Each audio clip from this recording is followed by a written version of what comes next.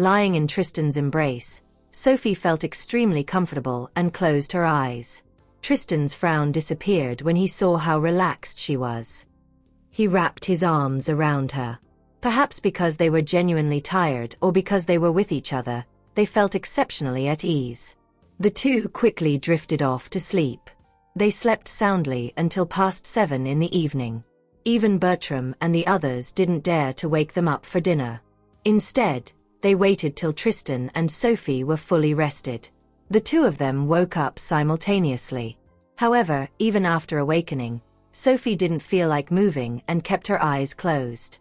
It was a rare opportunity for her to finally relax. After all, she was truly exhausted. Time to get up and have dinner. Regardless, they still had to eat dinner. Otherwise, it would be quite bad for their health, especially since Sophie was already quite thin, to begin with. Let me lie here a little longer. I really don't feel like moving right now. In reality, she could go without eating. As she had quite a heavy lunch, she simply didn't feel hungry at all. Your phone is ringing. She had put the phone on silent mode. However, Tristan saw the screen light up. Oh. Sophie got up and picked up her phone. When she saw that the call was from Caleb, she answered it. What's the matter, Caleb? Did something happen at the Institute of Physics? I'm doing well here, so don't worry. I heard you went to Fandar. It's a dangerous place.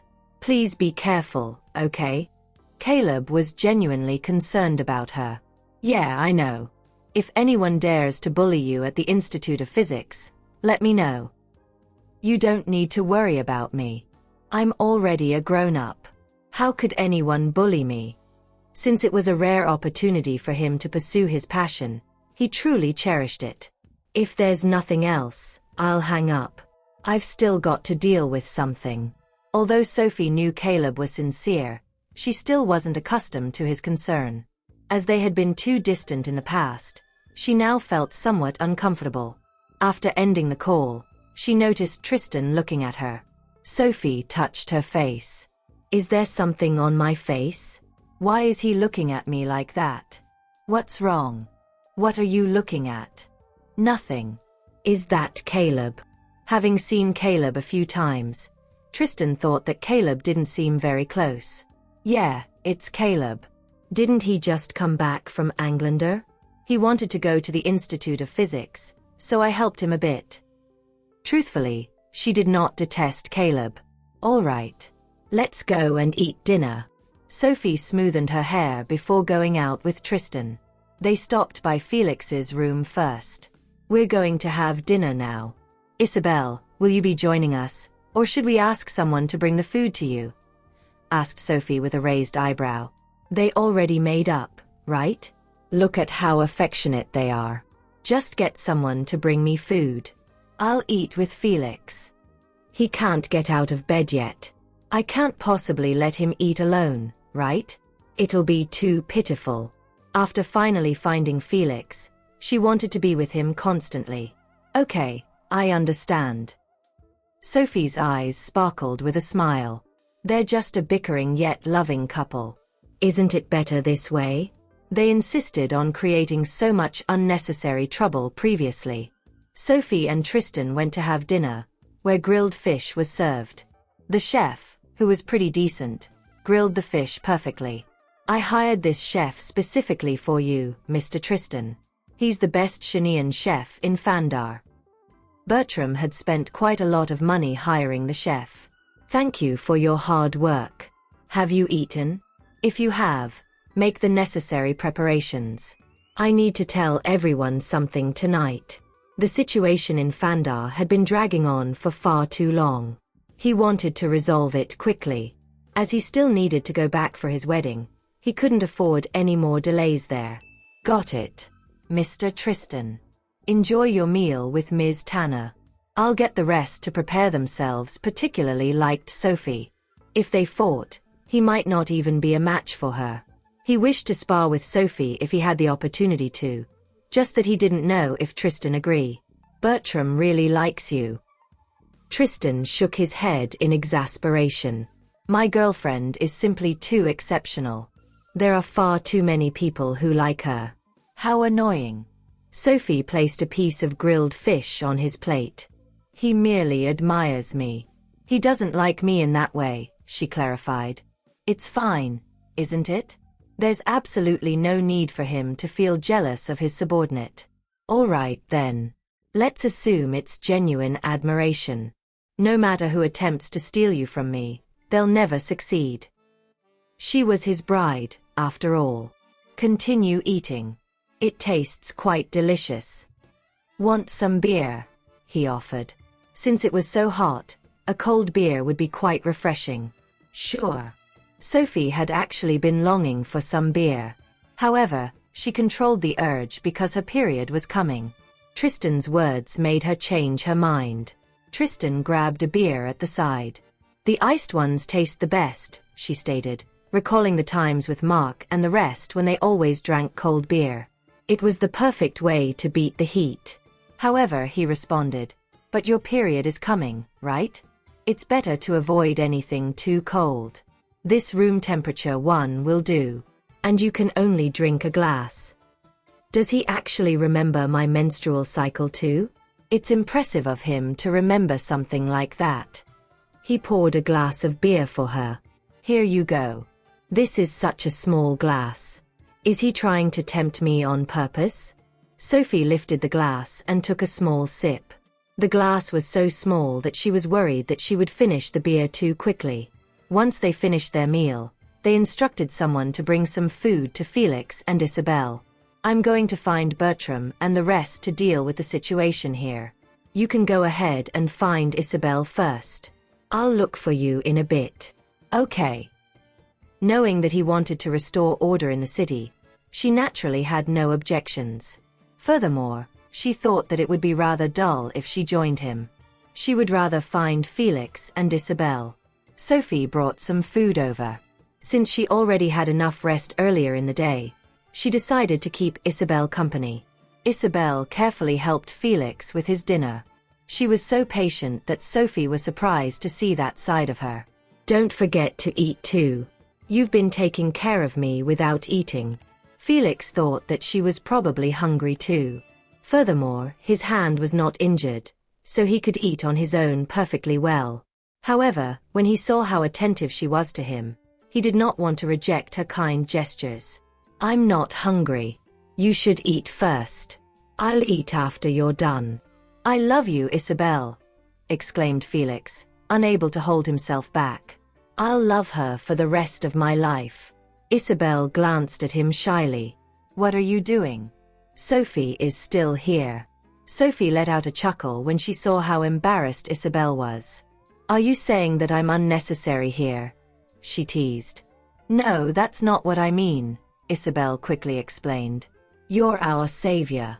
If not for you, Felix would have. The very thought of that still made Isabel's heart skip a beat. Sophie, from this point onward, we'll do anything you ask of us, Isabel uttered firmly. That's enough. I don't want to be in the way of your intimate moment. I'm going for a walk as I've eaten too much earlier, Sophie said. The last time she had been at Fandar, it had been a hasty trip. She had not gotten the opportunity to shop. Since Tristan had something to work on, she was going to shop alone. At the same time, she was going to check if Arthur and the others were done. Sophie, I'm serious. It's really dangerous here, so you shouldn't be running everywhere. What if she encounters robbers here? This place is unsafe. It's fine. You don't need to worry about me. I'm familiar with the area. All right. Be careful then, Isabel relented. She knew that Sophie was stubborn, and no one could convince her otherwise if she had already made up her mind. By the way, Felix still isn't up for any vigorous activity, so do remember your limits, was what Sophie said before turning to leave. Isabel's face turned bright red at that. Felix, what does Sophie mean? Am I such an animal? You're already in this state, so how can I possibly? Wait a second, why does he look like he wants me to go wild? I don't mind. Don't listen to her. I'm fine and can totally go for 300 rounds, he earnestly said, eager to see her go unrestrained. Isabel's face turned even redder. Stop joking, Felix. You're still hurt. Does that mean that we can do it once I'm recovered? What? How am I supposed to answer that? This man. There are some things that should remain unspoken. It's so embarrassing to hear it out loud. Just as Sophie was about to head out, the guard stopped her. Ms. Tanner, where are you going? It's dangerous outside, so you should stay put. Although they had already dealt with Carl, there were other forces around. Even someone as capable as Felix had been captured. It's best that a beautiful woman like Ms. Tanner stays here. Otherwise, she'll be in trouble. I'm going out for a walk. You don't need to worry about me. Ms. Tanner, it really is dangerous outside. Why don't you stay in here? The guard persuaded, worried that Tristan would be angry. Sophie frowned. Am I a prisoner? The guard shook his head immediately. I didn't mean that, Ms. Tanner. I'm just worried about your safety. If you have to go out, please let me send a few men to come with you. Everyone knew that Sophie was Tristan's girlfriend, so they would never dare to offend her. Moreover, he was only a guard. He had never seen how well Sophie could defend herself, so naturally, he was worried. No need. I don't like others following me. Sophie did not wish to make things difficult for Tristan's subordinates either. All she wanted was a trip out. What do I do? How are we going to break the news to Mr. Tristan if anything happens to Ms. Tanner? She should be fine, right? Maybe we should get someone to inform Mr. Tristan about this right away. It's not as if we can stop Ms. Tanner from leaving if she insists, another guard said. They were just guards, after all. Okay, stay here. I'll go and inform him about the situation. They had done everything they could, and if something did happen later on, it would not be their fault. Meanwhile, after Sophie went out, she took the keys to the SUV.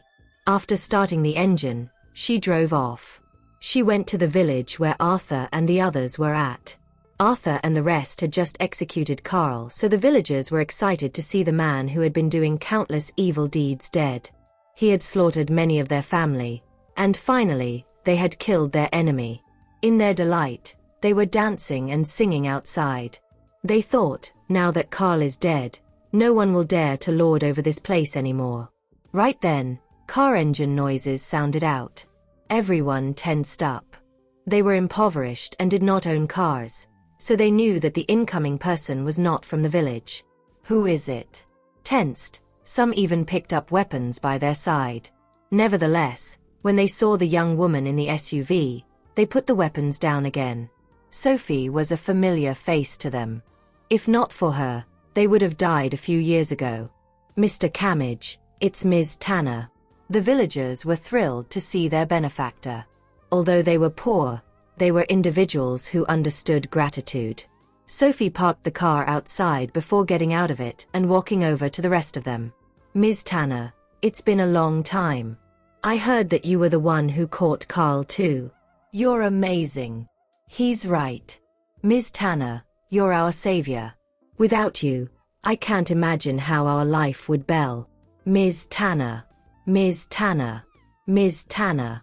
As soon as one person began chanting Sophie's name, the rest joined in unison.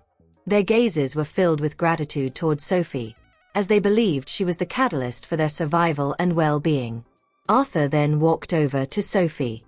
Ms. Tanner, we've executed Carl. He has killed many of our kins, and his death today is vengeance for the lost souls.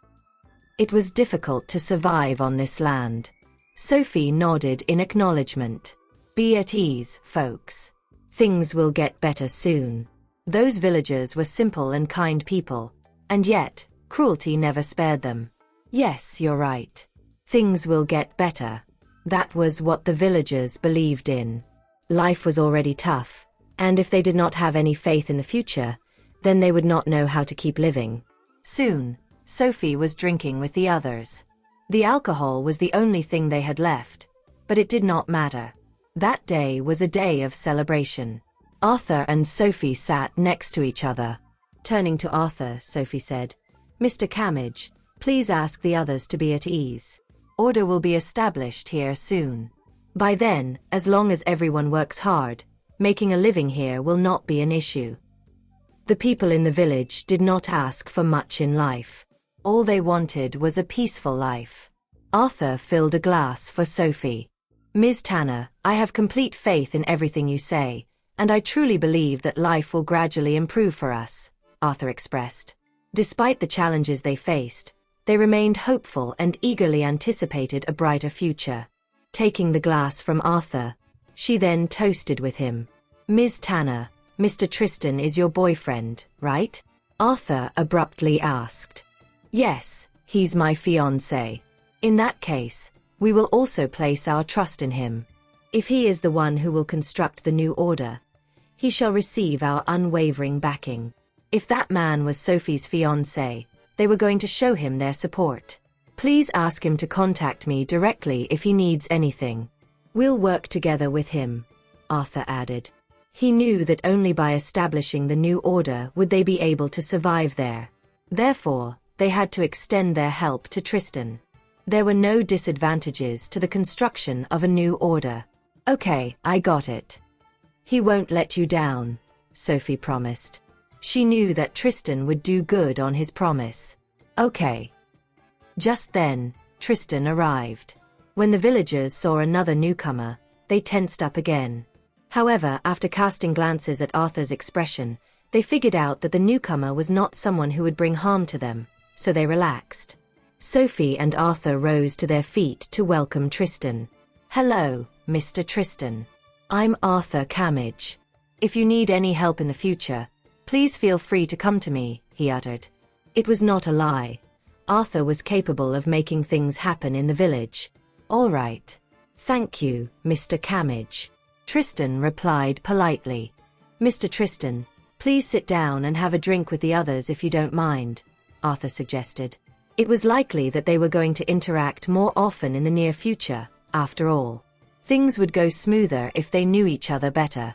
Mr. Camage, no need for courteous words. We're all friends here, so why would we mind? Even though Tristan usually seemed like a prideful, affluent gentleman, he was capable of humbling himself to blend into the environment. Moreover, he was knowledgeable and could chat with Arthur on any topic the latter raised. Arthur liked him, and he was honest about it. Mr. Tristan, you're a pleasant man to talk to, but of course, how can Ms. Tanner fall for anyone less? He said, nodding. Sophie was their savior, and he was overjoyed to see their savior in a happy relationship. Mr. Camage, you should drink lesser. Sophie voiced out, a little worried that Arthur would suffer from a terrible hangover later on. Their alcohol was strong, and Arthur had drunk quite a number of glasses. I'm fine. I just want to celebrate today. I won't get drunk, he said. He had gotten rid of a big issue in their village, and he had gotten to know a wonderful individual.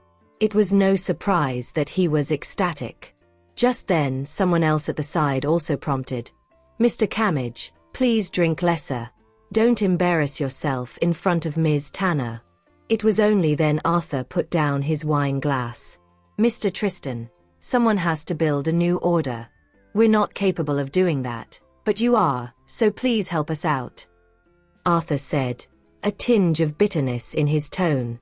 If it were possible, they would have wanted to establish the new order themselves. Alas, none of them was talented enough to do that. They could only place their hope on someone else. There was nothing they could do about it. The place was simply too underdeveloped, and they did not have the necessary financial funding. Of course, Mr. Camage. Don't worry. I won't give up on this place. After that, Arthur was led away by another person. Sophie and Tristan then stood up, ready to leave. Why are you here? The guard said that my fiancé fled, so, of course, I have to come and check out the situation. If you've really run off, who am I supposed to have the wedding with? Tristan answered. Holding hands, they then made their way out of the village. I won't run. I'll only hold tightly onto you. I'll never leave, she reassured. Sophie could never bring herself to lose such a wonderful fiancé like Tristan. I'm glad to hear that. The night was beautiful and much cooler than the day, so the two of them took their time walking back. To be honest, it's not easy to formulate a new hierarchical structure, Sophie said. She had researched the local situation, and she realized that there were a few forces established in the area. Carl had only been a tyrant at the village. Trust me. If I say it's doable, then it is. You have me here. What's there that I can't do?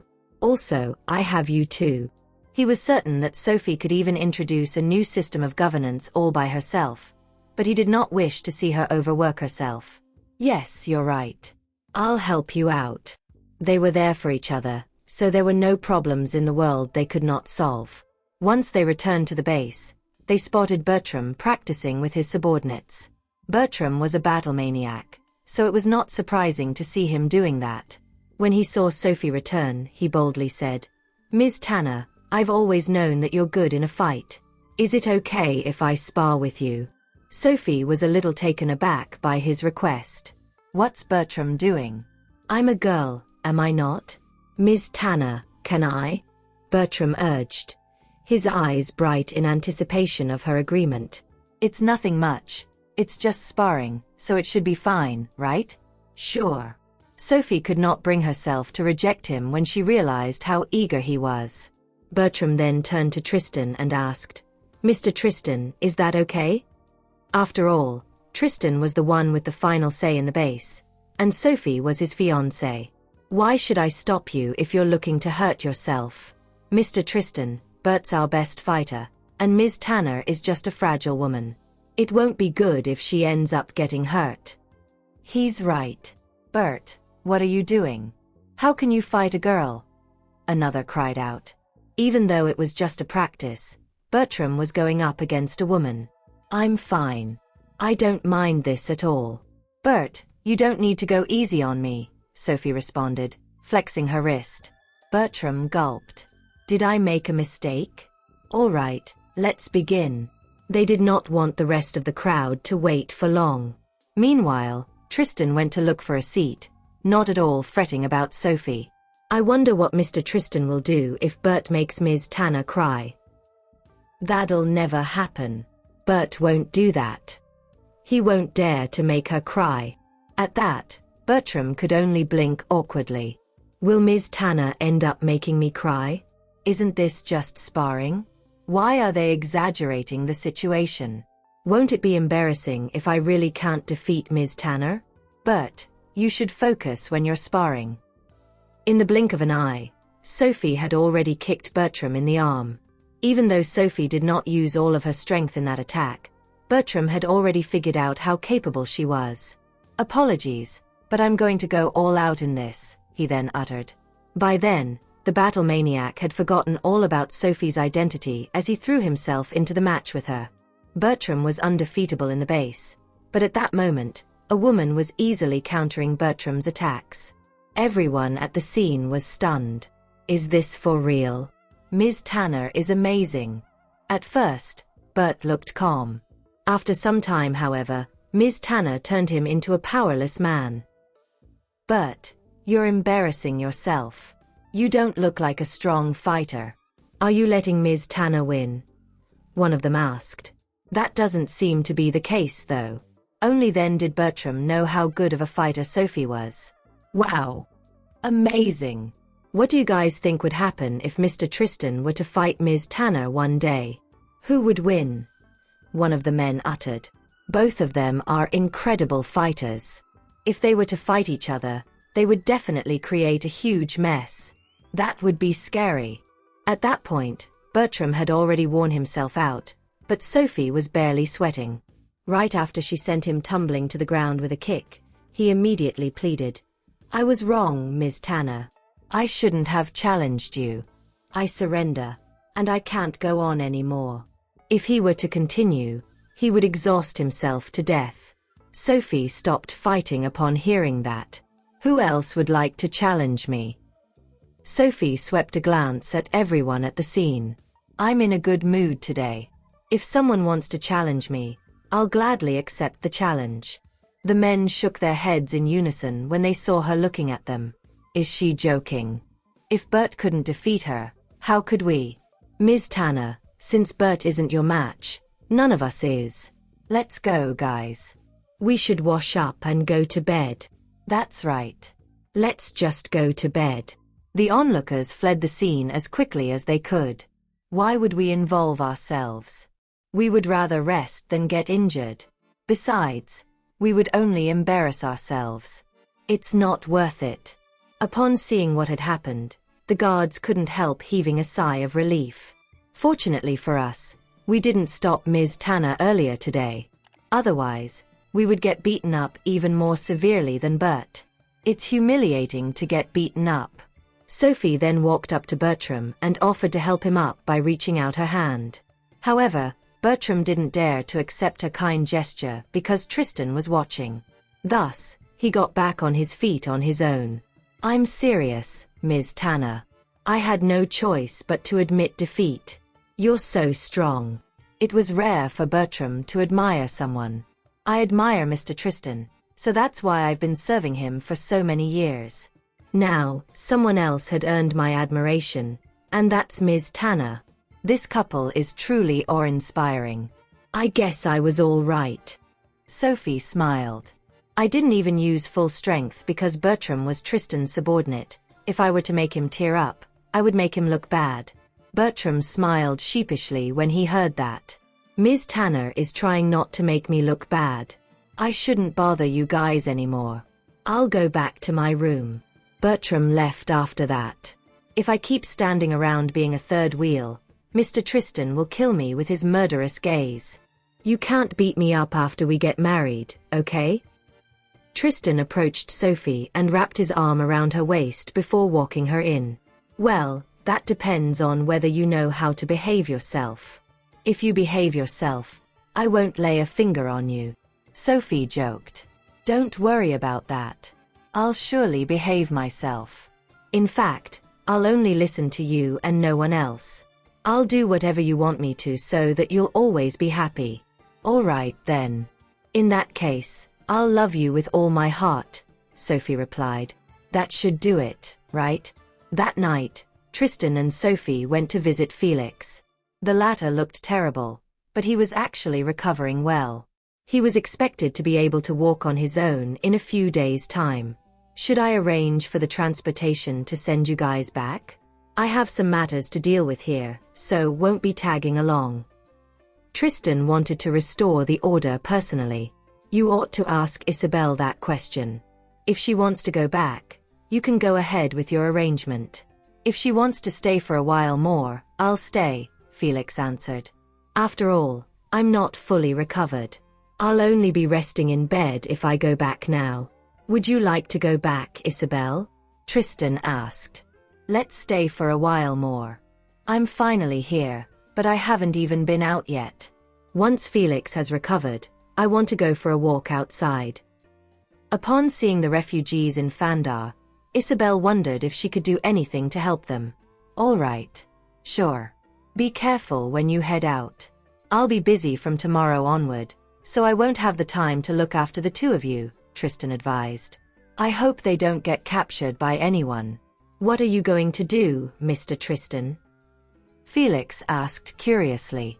Clean up the mess you made. Tristan teased. I told Felix to settle the matters here, but he's taking too long to get the job done. Obviously, I have to intervene.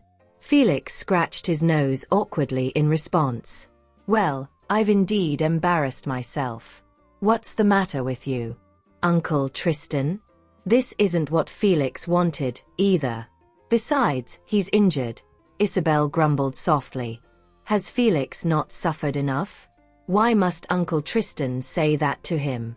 Isabel, Mr. Tristan is right. I'm an incapable man. Are you still willing to be with me, though? Felix suddenly played the pitiful card. Isabel was an innocent girl, so she embraced him instantly and comforted him by saying, Don't worry. No matter what, I'll still want you. I'll never let you go. Tristan looked at Felix in disgust when he heard that. He's so good at acting pitiful. Sophie, discipline Uncle Tristan, will you? Tell him not to bully Felix anymore, Isabel urged. Okay. I'll discipline him later. Sophie was sitting nearby, and she knew Felix was doing fine. We merely came here to chat with them. Right then, a video call from Sean came in. When Sean saw the state Felix was in, he couldn't help teasing. "Felix, is your face ruined?" So what if that's the case? After all, he already has a girlfriend. He'll be all right. Still, I'm glad he was sent there instead of me. Charles was gloating. Felix wanted to ignore them when he heard that. Why would they say that? When I return, you guys better treat me nicely. If it weren't for me, one of you would have been in my shoes. If that were to happen, you guys could be in worse shape than I am right now, Felix uttered. How could they still make fun of me? Hey, you requested to go there, no? We couldn't even stop you from going there back then, Charles retorted. What are you on about? Someone had to deal with the matters here, no? I was suddenly. Felix noticed the guilty look on Isabel's face, and she was keeping mum. Isabel is feeling bad. Why won't they stop talking nonsense? Isabel, listen to me, okay? Don't ever forgive him. I think he did it on purpose, Charles joked. Charles, don't sow discord in our relationship. Felix needs to rest, and he doesn't want to talk to you guys anymore. Isabel took the phone and ended the call. Belle, did you hear what they said? Everyone's bullying me. Felix continued acting pitifully. Hearing that, Isabel hugged and consoled him. Yes, I know. Don't worry. From now on, I'll fight whoever dares to bully you. Isabel felt sorry for Felix. To be honest, Isabel, my injuries have nothing to do with you. Don't feel guilty, okay? Felix said. I want her to be happy instead of remorseful. If she keeps blaming herself, she'll never be happy with her life with me. Yes, I know, Isabel responded. Let's get out of here. They're starting to flaunt their love for one another. Tristan walked up to Sophie and reached out his hand. Sophie grabbed his hand and rose to her feet. There isn't anything fun here. Once Felix feels better in a few days' time, you guys should head back, Sophie urged. There are too many uncertainties here, and it's not safe for Isabel to stick around. Sophie, I want to be with you though. You aren't leaving yet, right? Isabel questioned. You should go back to keep Felix company. This place doesn't suit you, Sophie said. Isabel is a pampered girl, and this is a cruel place. She's not meant to be here. Oh. All right, then. Isabel looked dejected after Tristan and Sophie left. Am I that useless? Why can't I be of help to anyone? Felix's heart broke when he saw the look of disappointment on her face. What's the matter? You were fine just a moment ago, no? Why are you so sad all of a sudden? Felix, I feel so insignificant. Unlike me, you guys are all so incredible. All I do is create trouble for you guys. Isabel was utterly disappointed in herself. How I wish I could be as impressive as Sophie. Felix pulled her into his embrace and said, Nonsense. In my eyes, you're the best. Isabel, you ought to remember to be yourself and not compare yourself to others. Can't you see how much we all love you? Everyone has their own strengths and weaknesses. There's no need to compare yourself to others. Hearing that, Isabel wrapped her arms around Felix's neck. However, she accidentally hurt him when she pressed against his injured spot. I hurt you, didn't I? It's all right. I love it when you do that. Why would you say that? Stop it. Isabel blushed immediately. Evidently, their relationship had gotten a lot better within those few days. If you're here, how is TS Entertainment coping? Felix knew how much she loved singing, so he worried that she might jeopardize her career when she suddenly took off to be with him. I couldn't think about anything else other than to be with you when I heard you were missing. Felix, if I ever become unpopular, you must provide for me, okay? Isabel asked. Although TS Entertainment belongs to Sophie, she can't guarantee my popularity in the entertainment industry. He must provide for me if I'm not as sought after anymore in the future. Yes, that's for sure. I'll work hard to make a fortune to provide for you. Felix replied. Isabel has been pampered all her life. Once we get married, I must pamper her as well. That's more like it. So, when will you marry me? Felix had decided to marry her a long time ago, and he had been waiting for her approval. Have you proposed to me yet? She asked. How could he expect me to marry him when he hadn't even proposed to me? That's true. You deserve the best of everything, Felix said. Once I recover, I'll propose to her. Tristan woke up early the next morning and tiptoed out of the bedroom without waking Sophie. At that time, Bertram and the others were in the middle of their training session. Bertram jogged toward Tristan the moment he saw Tristan approaching. Mr. Tristan, please provide your guidance to these men, Bertram said. This is a golden opportunity for the trainees. Mr. Tristan is the best fighter I know. Sure. Tristan actually woke up early to watch them train. Bertram proceeded to tell the trainees what to do. With Tristan around, the trainees were giving their best. They were grateful for the opportunity to serve Tristan. Therefore, they wouldn't disappoint him. Mr. Tristan, what do you think? Do you think these guys have improved? Bertram asked. I've been training these guys ever since Mr. Tristan brought them to me. They've improved greatly, Tristan praised. When I brought these men here, they were a bunch of lackeys. Now, they've grown tremendously. Tristan then gave pointers to the trainees and trained them personally. Bertram was following closely behind because he knew he could learn a lot from Tristan. This is a rare opportunity, so I should cherish it. Sophie woke up and noticed that Tristan was no longer in bed. She then washed up and saw that he was guiding Bertram's subordinates. Instead of joining them, she leaned on the railing and watched him. Tristan is such an impressive man that he's always the center of attention, regardless of time and place. Needless to say, Sophie was captivated. Right then, Isabel pushed Felix out of his room in a wheelchair that no one knew where she had gotten from. He had been in bed for the past couple of days, so he wanted some fresh air. Isabel, I'm serious. I can walk, Felix said. Why should I be in a wheelchair? Others might think I'm a cripple. If you want to leave your room, you ought to listen to me, Isabel demanded. He hasn't recovered fully. So what if he's in a wheelchair? It's not a big deal. Sophie turned around when she heard them conversing. If Isabel wants you to be in a wheelchair, you should just do as she says, Sophie uttered flatly. Felix was rendered speechless. What can I say to that? My words never carried any weight when it came to both of them. Isabel pushed Felix toward Sophie and leaned on the railing as well. The trainees were all in their 20s, and they were all topless.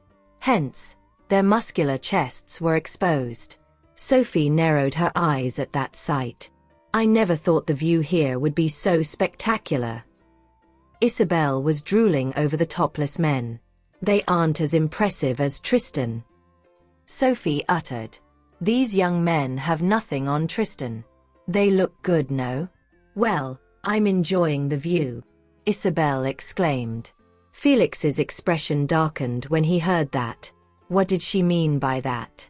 Is she shunning me because my figure isn't good enough? Isabel, you. Felix didn't bother finishing his sentence. Isabel doesn't even care about me anymore now that she has her eyes on those young men. A wave of grievance washed over Felix. If I had known this would happen, I wouldn't have wanted to come out. When we were in the room, Isabel only had her eyes on me. Now, she's ignoring me. While Tristan was guiding the trainees, he saw Sophie on the railing, so he asked, "Would you like to join?" Sophie shook her head. "It's okay. I'll just watch from here." "Okay then," Tristan replied. "Mr. Tristan, could you guys not train topless? This is so inappropriate," Felix complained.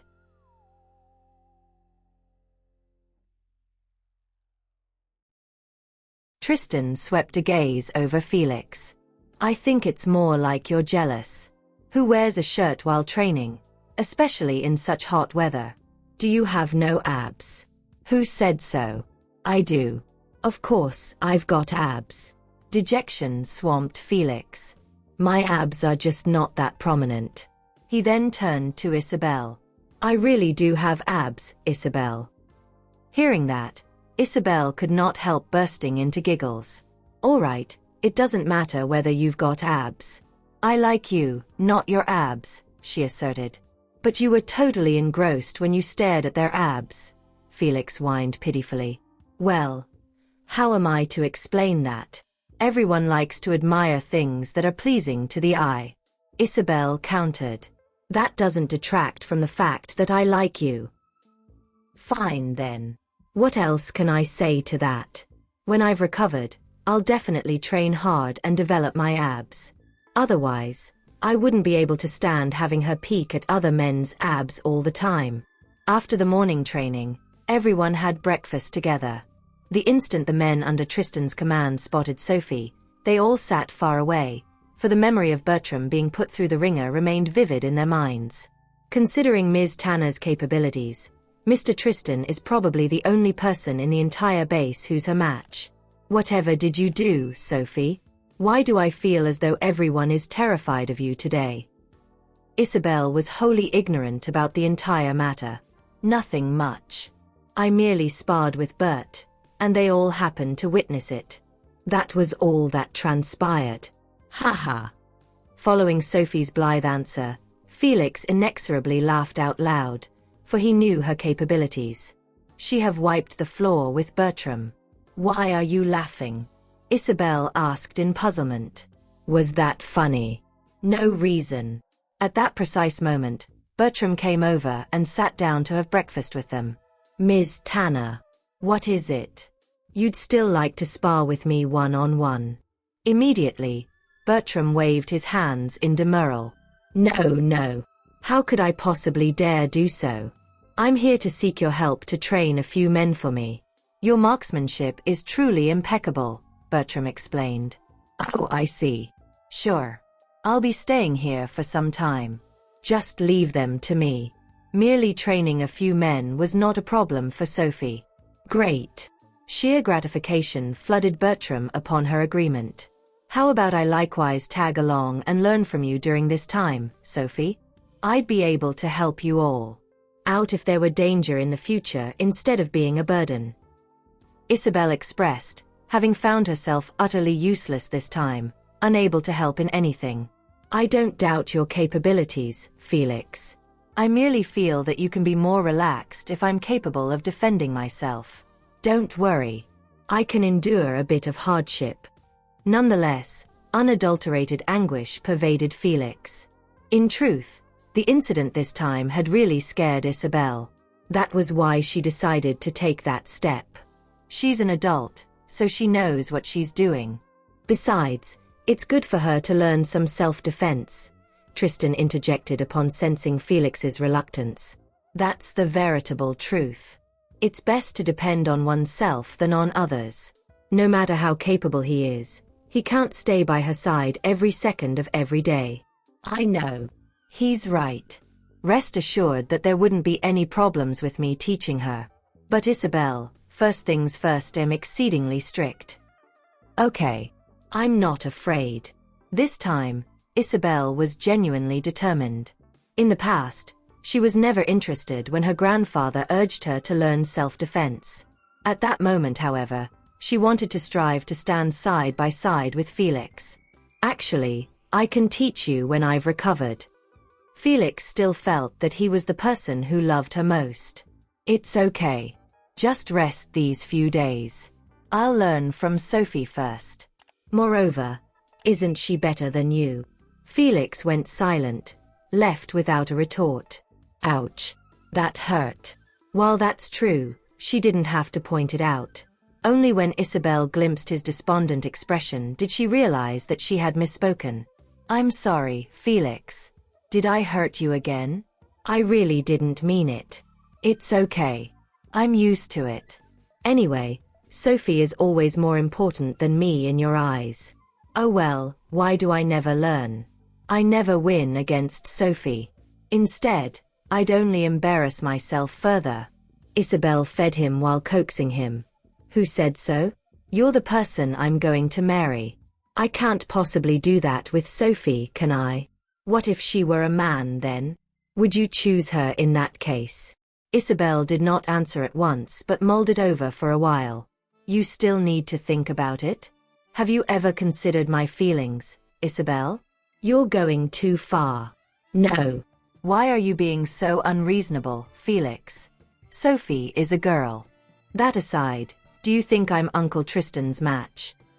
Gosh, he's fixating on strange issues. Meanwhile, incredulity deluded Sophie at the sight of the couple bickering because of her. You're even jealous of me, Felix. Tristan brought Sophie a bagel. Just ignore them. They're both childish.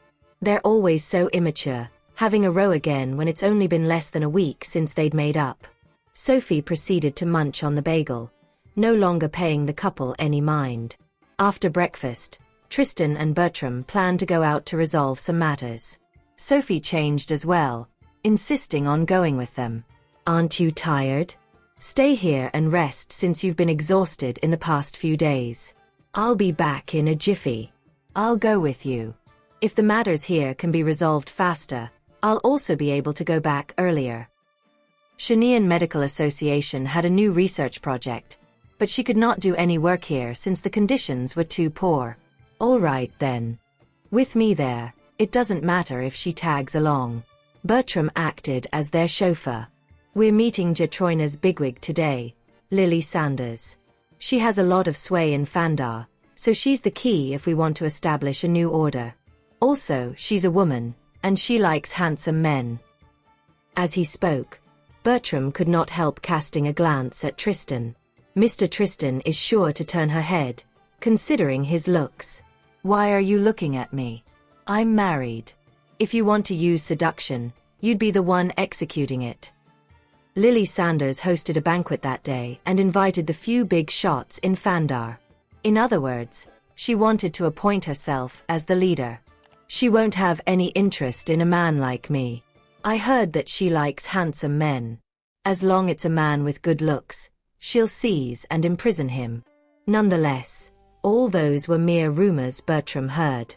While talking, they arrived at Lily's place. The woman specially built a mansion in Fandar, making it clear that she wanted to put down roots there. By the time they made it, several big shots were already there.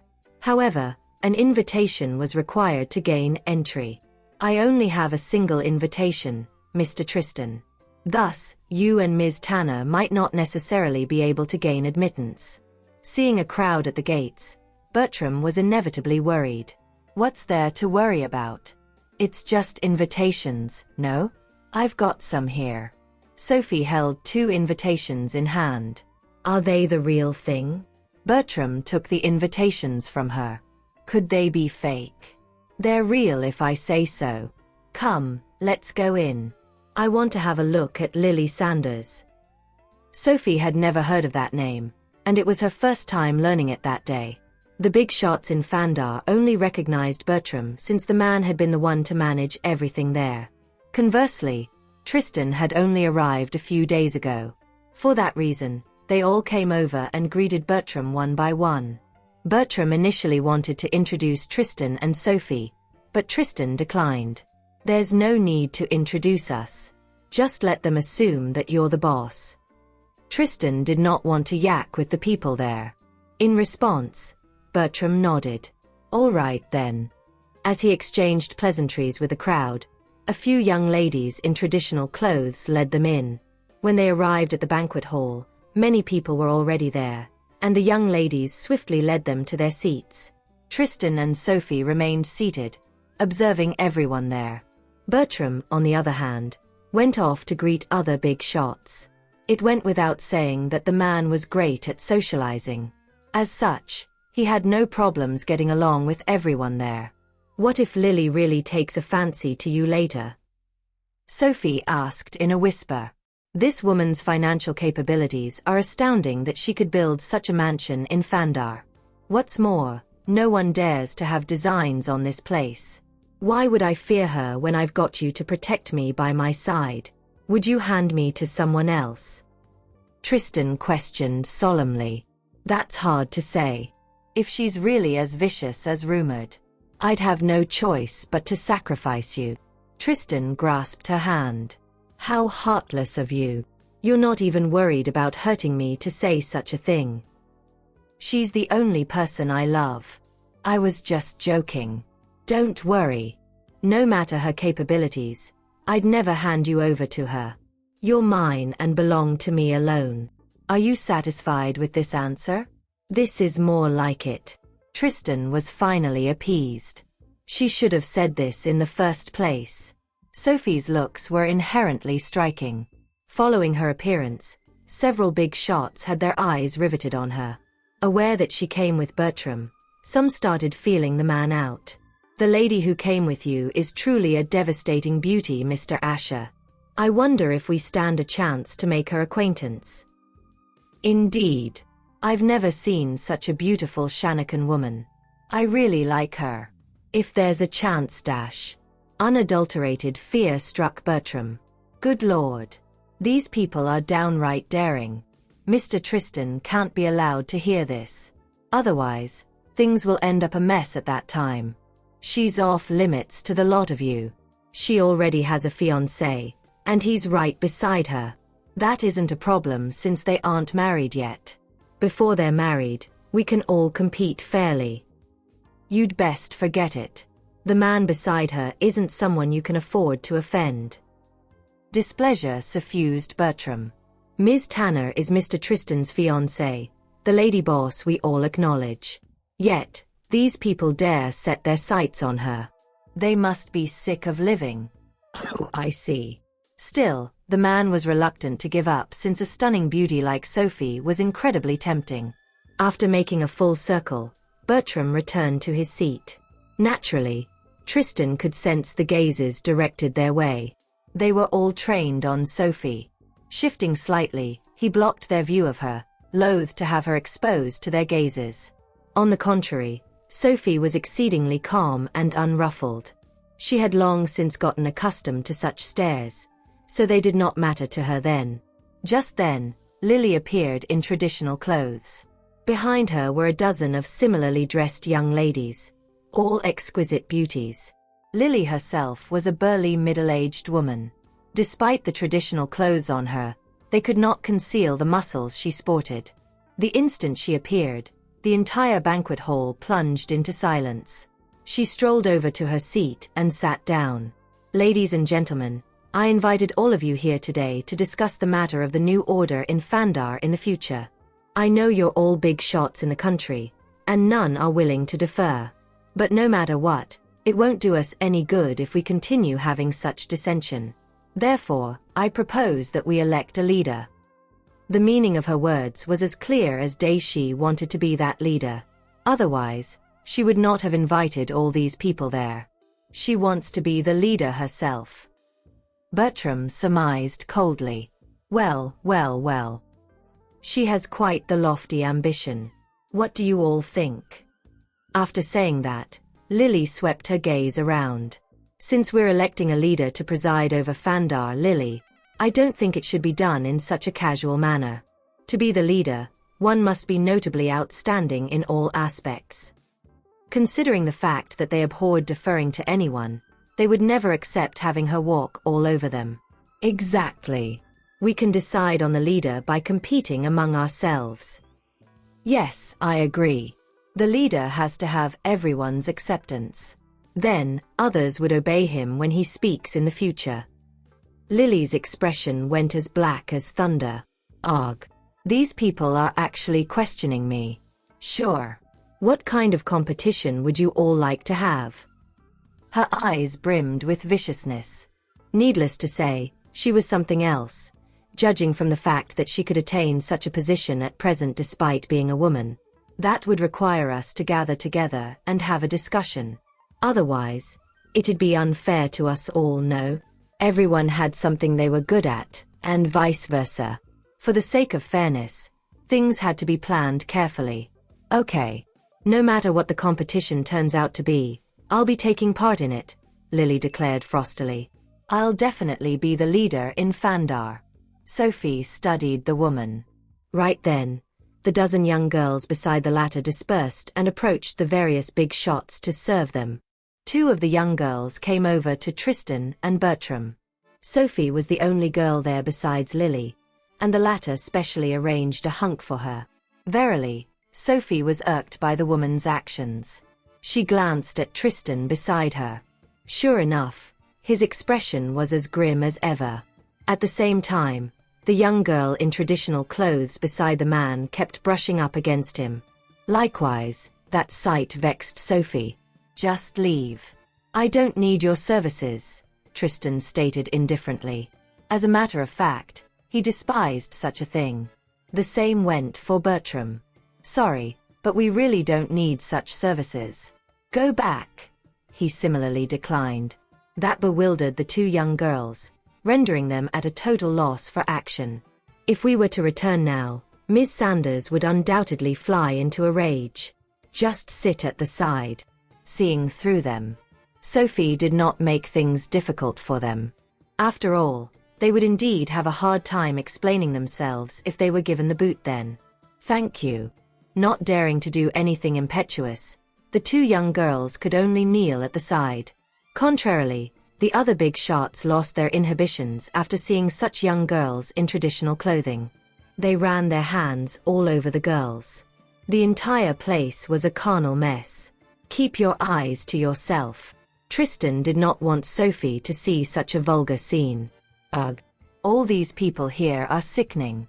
Unfortunately, the distinct difference at their table attracted Lily's attention. Pushing the man beside her away, she sashayed over. The moment she laid eyes on Tristan, her breath caught. Indeed, she loved handsome men, especially an affluent gentleman like him. "Who is this, Mr. Asher?" Her heart pounded like a jackhammer. In that instant, she felt that she had met her destined lover. "Ms. Sanders, this is my employer, Mr. Tristan." Bertram had known that such would be her reaction. She's being too blatant here. She really doesn't know the meaning of decorum, huh? "Nice to meet you, Mr. Tristan. I've heard much about you, and finally, I get to meet you today." Lily proactively held a hand out. Tristan shook her hand briefly before withdrawing his hand. "You must have come here personally this time because you want to have control over the current situation in Fandar, Mr. Tristan," Lily remarked. Well, everyone loves supreme and infinite power. She no longer wanted to leave, so eager to have her fill of looking at the man that she did not notice Sophie beside him. A frown marred Sophie's countenance. The look in the woman's eyes perturbed her greatly. Never had she cared about other people's gazes in the past, but Lily was obviously coveting her man right then. "Ms. Sanders, this is my fiancé." Without giving her the slightest opportunity, Tristan promptly introduced Sophie beside him. I'd never take a liking to a woman like her in my entire lifetime. It was only then that Lily noticed Sophie beside Tristan. When her eyes alighted on Sophie, uncontrollable envy consumed her. Whoa! She's simply too beautiful. Even I can't help being jealous of her. No wonder Mr. Tristan likes her. Nice to meet you.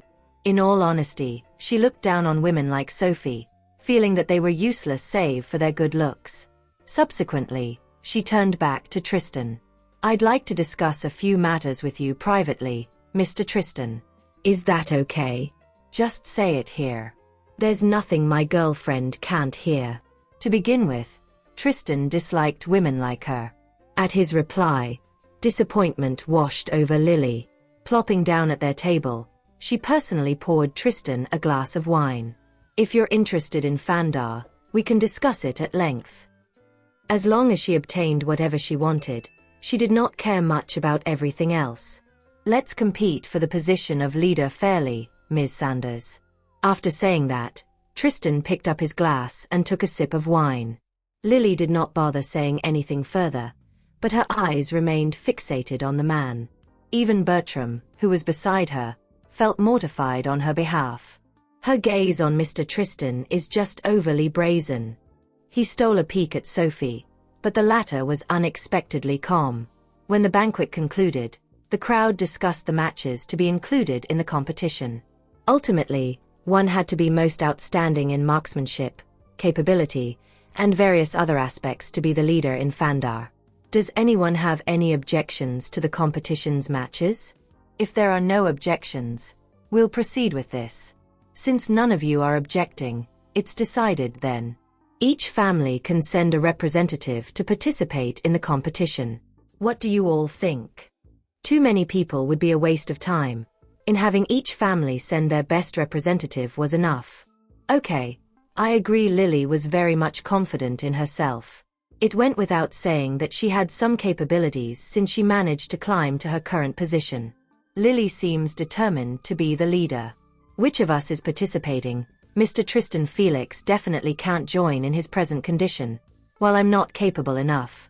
If I were to try my hand, not only would I fail to place first in the end, but even squander this opportunity. I will go. Sophie volunteered. It had been a long time since she had last participated in such a competition, and she found it rather intriguing. You really want to participate? Yes. Isn't Lily interested in you? I want her to know that you're mine, and no one can snatch you away. Sophie asserted confidently. But the competition this time is crucial. We must win the competition if we want to hold sway in Fandar in the future. Bertram was aware of her capabilities, but victory was of the essence then. Are you saying that I'm not Lily's match? Sophie quirked a brow. Isn't he underestimating me a little too much here? That's not what I meant. I just think that Mr. Tristan would. All right, let Sophie go and have some fun, Tristan interjected then. This is nothing, and I've got absolute trust in her capabilities. You truly believe in me? Sophie arched a brow at him. Of course. Who would I believe in if not you? Besides, you want the best for Fandar more than anyone else. She cares a lot about Arthur and the others, so she'd never play around with the competition this time. Yeah, truly, he understands me well. Everyone named their representatives on the spot. Unsurprisingly, the Sanders family would be represented by Lily. She only believed in herself. When she learned that Tristan actually had his fiancée join the competition, a smirk curved her lips. How absurd that Mr. Tristan had Ms. Tanner participate, Ms. Sanders. That fiancée of his appears weak and delicate. She's not your match at all. Exactly. Haven't you taken a fancy to Mr. Tristan, Ms. Sanders? At that time, teach Sophie a lesson so that she knows what a capable woman is like. Lily sneered when she saw Sophie's name in the list of participants. Heh. She really doesn't know her place. Does she truly think that Fandar is someplace she can play around? How hilarious. Naturally, Sophie took notice of the scornful smirk on Lily's face. God, this woman is downright repulsive. Look how she's abusing others. I reckon that all these young girls are still virgins.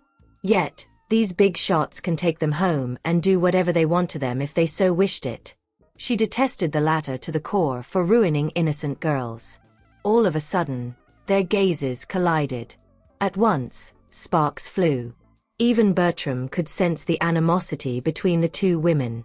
You must be more careful upon going back today, Ms. Tanner. There's no saying what Lily might do. Jetronian women are crazy sometimes, especially those like Lily. Do you think I'd be afraid of her? Just wait and see. I'll undoubtedly teach her a lesson and put her in her place. The competition was scheduled for 2 days later. Hence, everyone still had time to get ready. In Sophie's opinion, no preparations were required. They could have just kicked off the competition right away. When they took their leave at night, Lily saw them out personally. How about a meal together tomorrow, Mr. Tristan? She blatantly flirted with Tristan. Regretfully, her countenance was wholly nauseating. A layer of frost blanketed Tristan's eyes. I'm very busy these few days, so I've got no time for that, Ms. Sanders. I'll treat you to a meal after the competition. What are you so busy with? Actually, I really didn't want to say this, but a beauty like Ms. Tanner truly isn't suited to participate in such a competition. You know how rough other people are. If Ms. Tanner were to join this competition and end up injured, You'd be heartbroken. At the end of the day, Lily felt that Sophie must be as weak as a baby. Thank you for the concern, Ms. Sanders, but I don't need it. Sophie deliberately took Tristan's arm. Let's go home. I'm tired. Okay. Seeing Tristan being all gentle and considerate toward Sophie yet cold and indifferent toward her, Lily clenched her hands tightly. Please don't take offense at me, Ms. Tanner. I'm just the kind of person who's straightforward, and I only said that for your good. After all, injuries are inevitable in a real fight. Yeah, thank you for the concern. Not in the mood to continue yakking with Lily, Sophie strode off, dragging Tristan along. This Sophie person is really arrogant, Ms. Sanders. Who does she think she is? She merely has some beauty. What's so great about her? Exactly, Ms. Sanders. You must teach her a good lesson during the competition and put her in her place. Lily's subordinates immediately flattered her upon glimpsing the look on her face. Yeah, I'll certainly do that. I will have Tristan Lombard for sure. From the very second Lily laid eyes on Tristan, she knew that she had irrevocably fallen for the man. Verily, she was determined to bag him. Meanwhile, Bertram swung open the car door and held it open for Tristan and Sophie. Only when they had all settled into the car did he start. I've told you Lily is a wanton, and sure enough, I've been proven right. Look at her gaze when she stared at Mr. Tristan. There was such hunger that she resembled a wolf regarding its prey, wanting nothing more than to devour him. Indeed, she's quite the wanton. It was my first time seeing such a shameless woman. Sophie was not the type of person who liked to speak ill of others behind their backs, but Lily had irked her to no end. I'm no prey, Tristan protested. How could I possibly allow a wolf to devour me? Oh yes, shall we make plans for the competition 2 days later? When all's said and done, it's a crucial matter. Bertram was still worried. After all, every single person who would be participating in the competition was a big shot. It was wise to determine the leader with such a method, avoiding infighting and bloodshed. That was beneficial to everyone. Don't worry. I'll train with her these 2 days, Tristan voiced. Sophie's capabilities are remarkable in the first place. Coupled with my guidance, there wouldn't be any problems at all. Okay, I can rest assured, then. With Mr. Tristan and Ms. Tanner teaming up, there's no way we'd ever lose the competition. Upon returning to the base, Bertram started making arrangements for those under his command. Sophie and Tristan, on the other hand, went to visit Felix. What? Lily Sanders really took a fancy to Uncle Tristan. Utter regret swamped Isabel after she learned about everything that transpired during the banquet. Gah! I should have tagged along for a front row seat to watch. Yeah. Even then, the look in Lily's eyes remained vivid in Sophie's mind, haunting her like a nightmare. What a pity. I should have tagged along for a look. I've never seen the female version of a pervert. Isabel continued. You're really going to participate in that leadership competition, Sophie? Felix said all those big shots are powerful. Can she truly defeat them when she's a girl? I've decided to take up the gauntlet personally to teach Lily a lesson, said Sophie, her tone laced with determination. I'd have to be dead not to teach her a lesson when she dared to have designs on my man, and even stared at him with such a loathsome look in her eyes. Yes, you're right. She needs to be taught a lesson. Can I go over for a look when you compete? I'm all too curious about her. She's simply legendary. It depends on Felix. Go ahead if he allows it. Sophie had no objections. She would be competing that day, so she would not have time to bother about Isabel. The next day, Tristan woke Sophie up. At the sight of the man by the bed, Sophie was rendered speechless. What is it? Why did you wake me at the crack of dawn? Truly, she could not fathom it. To train. She's skilled at combat, but she still needs to train. Many people are in the competition. There's no telling the tricks they might play. But I don't want to train. I really don't feel like it. Sophie felt that she could handle all those situations presently. It was Tristan's first time seeing her so lazy, and he found it very much novel. Okay then. Forget it since you don't want to train. He had no principles before her, giving Neri a care as long as she was happy.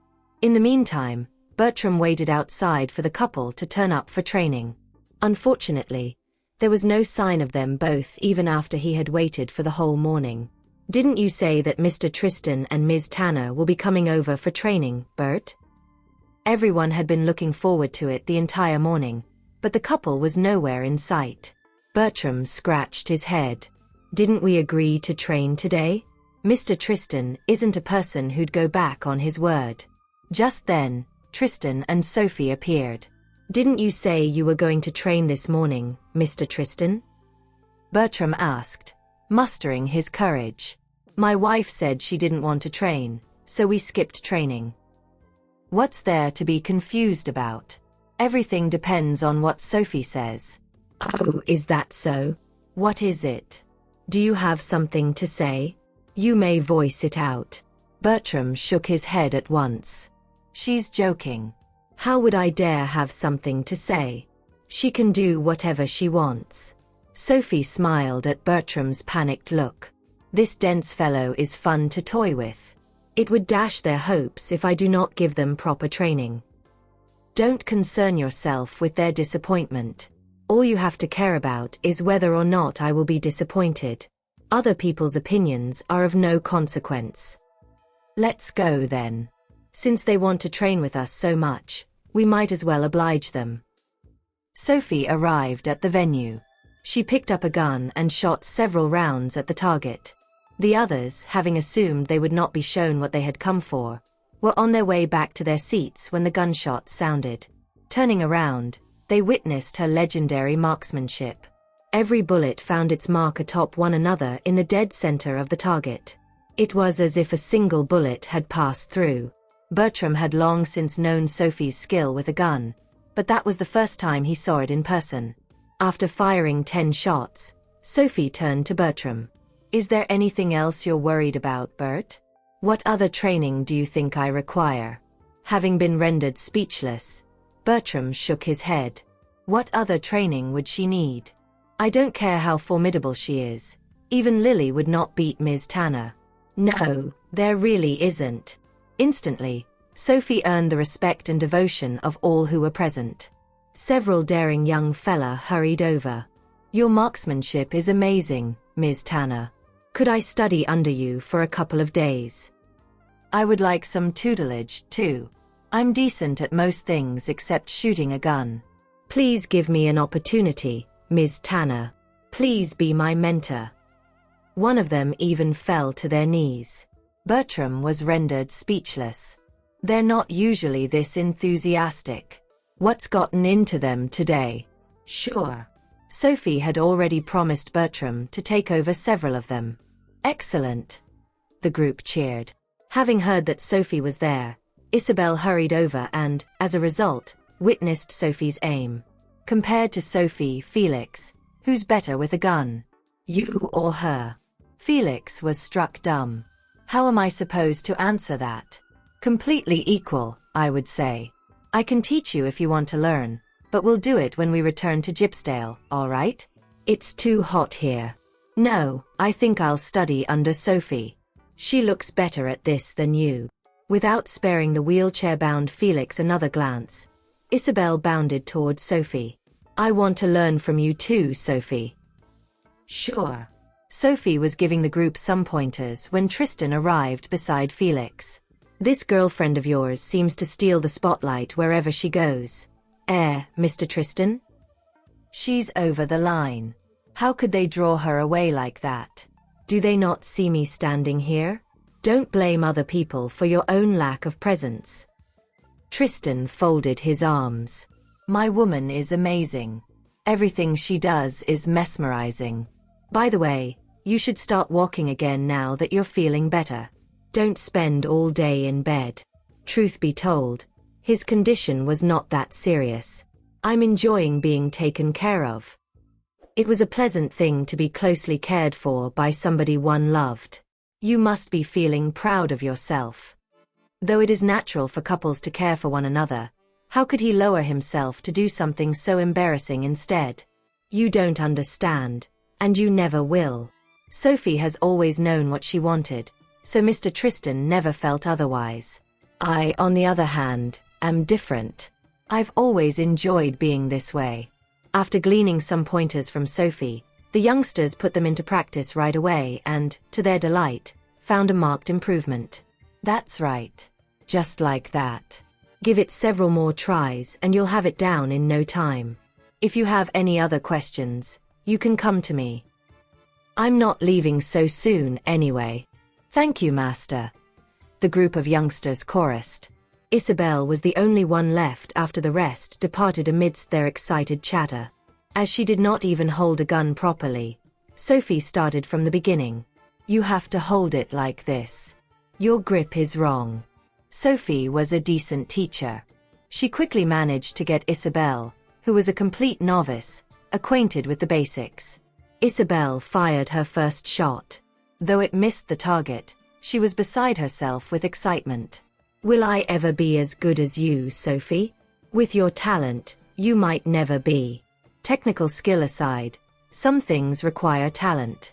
Talented as she is in singing, Isabel is not made for this. Besides, you only need to learn enough to defend yourself. It's not necessary to perfect it. I'm teaching her because I want her to be able to protect herself in the face of danger, nothing more. All right. It's true. I'm not really talented at this. Let's go. We've been training long enough. It's time to eat. Sophie hadn't had her breakfast yet. Thus, she had her breakfast and lunch rolled into one meal.